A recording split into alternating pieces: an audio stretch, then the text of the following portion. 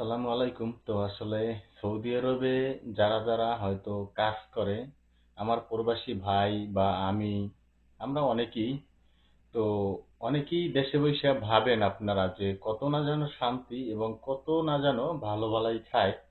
তো আজকে আমি এই জন্য ভিডিওটি ওপেন করেছি, হয়তো বা ধৈর্য ধরে ভিডিওটি দেখুন এবং মানে কি কি আমার জীবনে মোটামুটি এই সাধারণ দুই একদিনে ঘটছে সেইগুলোই আজকে তুলে ধরবো। আর এরকমের আমার মতো হাজারো প্রবাসী ভাইরাই হয়তোবা মানে আমার মতো অবস্থা হয়।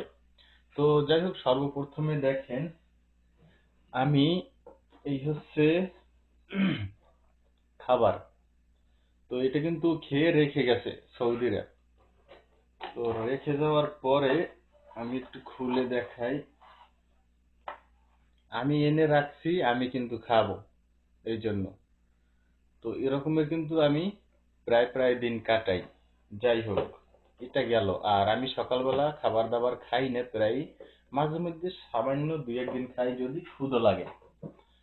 এরপরে দেখেন, গতকালকে পার্টি গেছে।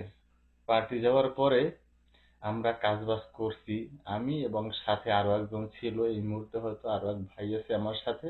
তো ওনাকে দিয়েছে বাস, মনে হয় 15 দিন, 1 মাসের মতো থাকবে, এরপর উনি চলে যাবে। ওনার বাড়ি ইন্ডিয়া, ওনার নাম জিসান।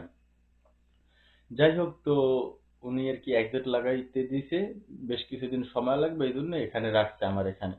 তো আমরা দুজনেই অনেক কাজ বাজ করছি, আগাই দিছি। এরপরে আমাদেরকে কি দিছে হয়তো বা আজকে দেখাবো এবং ঘটনাটা সামান্য কিছু তুলে ধরবো। দেখেন, আমি পাকঘরে চলে এসেছি আমার নিজের। এই হচ্ছে মানে এই বাটিটাই নিয়ে আসছে, ছোট্ট একটি পাই দেয়। এই যে হয়তোবা দেখতে পারেন, লক্ষ্য করলে যে শুধু চাল, আর কিছুই না। উপরে কিন্তু একটা টমেটো, আর ভিতরে কোনো গোস্ত নাই, এবং একদম এরকমেরই ছিল, কোনো গোস্ত টোস্ত কিছুই ছিল না। যাই হোক, এটা রেখে দিই। এবারে আমি ঘটনাটা বলি। কালকে কাজকর্ম সবকিছু গুছিয়ে আসার পরে, এরপরে তারা খাবার দাবার খাইছে, সবকিছু নিছে। মানে কি বলে ওই যে ইটা, ওই খাবার দাবার উঠিয়ে মুরগি পোড়ানো ওইগুলো নিচে নেওয়ার পরে আমাকে ডাকেও নাই যে আইসে খা বা আইসে নে, কিছুই বলে নাই। যাই হোক, খাবার দাবার কমপ্লিট হওয়ার পরে এরপরে কি করছে, ওই পাইলেটাই করে এরপরে ওই সামান্য কিছু চাল নিয়ে আসছে। তো আমার সাথে যে দাদা ছিল, জিসান দাদা, তো উনি খায় নাই আর আমিও খাই নাই, সেভাবেই রেখে দিছি। আর তারা যদি কিছু দেয়, যখন তখন ফালাই না বা মুরগিরও দিই না, ওভাবে রেখে দিই। হয়তো বা একদিন দুই দিন পরে এরপরে ফালাই বা মুরগিরে দিই। যাই হোক, অপচয় বলতে মুরগিরই দেওয়া হয় বেশিরভাগই। আর তারা হয়তো বা খাবার দাবার খাবে, মানে 3/2 অংশ নষ্ট করবে। আর সৌদি আরবে এইরকমেরই, 3/2 অংশ ফালাই দেবে বা 4/3 অংশ ফালাই দেবে, আর 1 অংশ খাবে।